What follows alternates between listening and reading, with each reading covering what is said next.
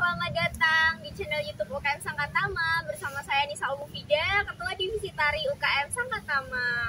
Nah, di sini gimana? Tadi udah lihat video tari gambyongnya? Semoga bermanfaat, selamat belajar dan jangan putus harapan, tetap diproses terus pokoknya sampai bisa ya. Nah, di sini kita mau ngobrol-ngobrol sedikit tentang apa aja sih gerak dasar tangan yang ada di tari gambyong. Yang pertama nih, ada yang namanya nyekiting.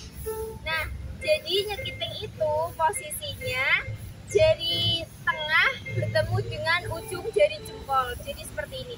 Lalu ketiga jari yang berdiri ini ditekuk. Nah, ini namanya nyekiting. Lalu gerakan dasar yang biasa dipakai pada tari gambyong yang kedua ada yang namanya ngerayong. Seperti ini. Jadi semua jari itu berdiri rapat dan jempolnya ditekuk ke dalam telapak tangan seperti ini. Kalau dari luar, dari samping seperti ini namanya ngerayong. Terus setelah ngerayong ada yang namanya ulap-ulap.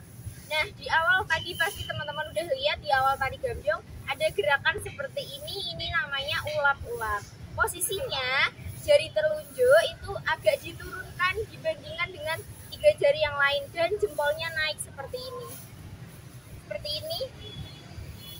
Ini namanya ulap-ulap. Nah, gimana? Gampang kan gerak dasar untuk bagian tangan di tari gambyong? Semangat ya, selamat belajar. Sampai jumpa di video selanjutnya.